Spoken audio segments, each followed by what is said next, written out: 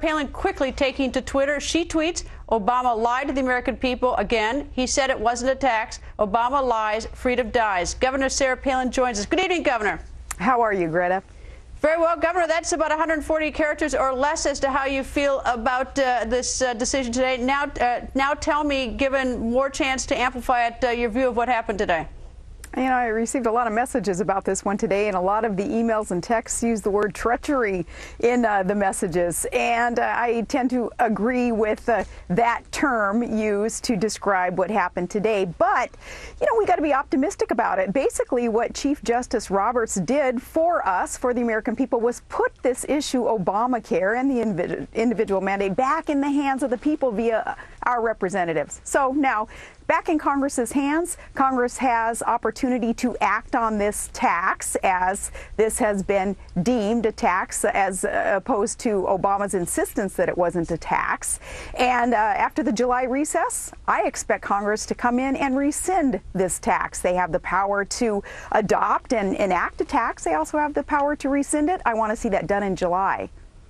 All right, you know, President Obama has said this is not a tax.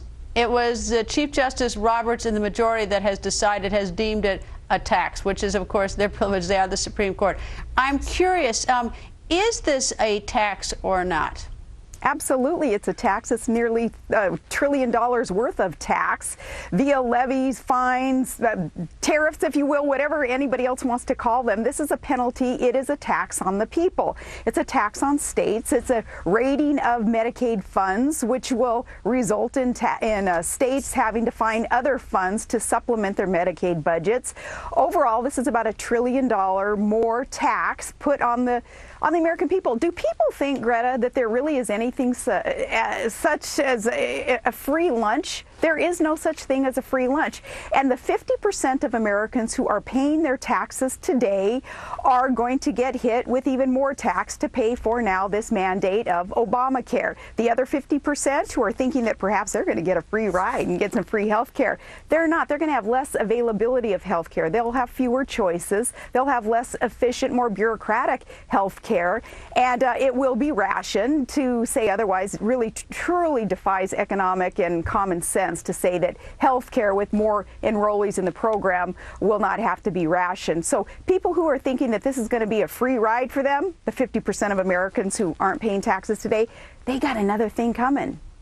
So what do you expect that's going to happen from here on through the election into next year? And let me give you two hypotheticals. One is Governor Romney wins president, and the other is that President Obama is reelected. Well, if Governor Romney is elected president, and let's hope that the GOP does take over the White House and can secure the Senate and holds on to the House, then obviously first on the list of priorities must be repealing and replacing Obamacare with something that makes more sense. You know, get rid of the tort reform problems that we have. Get rid of the anti-competitive problems that we have that are prohibiting people from being out shopping for good health care coverage and prices. All the problems that we've talked about that there are common sense, truly sound economic solutions for. Well, the Republicans then and common sense constitutional Democrats will be able to enact, and that's if Republicans take over the White House and Senate. Now, if Obama is reelected, well, we will be a fundamentally transformed country, as Obama promised us when he was a candidate, that he was hell-bent on doing to us.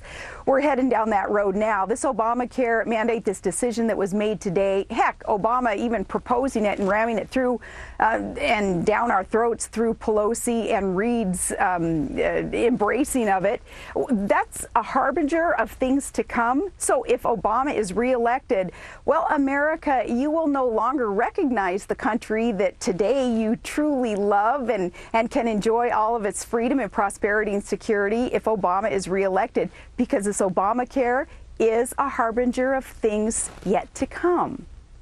Well, it'll be interesting to see what happens, especially in, I mean, the states have a decision to make right now with the Medicaid expansion, and they need to decide whether they're going to opt in or opt out. Under this decision, they have a chance to opt out, and that's a very sort of pricey matter for the states. On the other hand, they're going to have a lot of people who don't have coverage, at least the ones with a large population that are under a certain income level. How do you foresee that whole Medicaid expansion thing unfolding?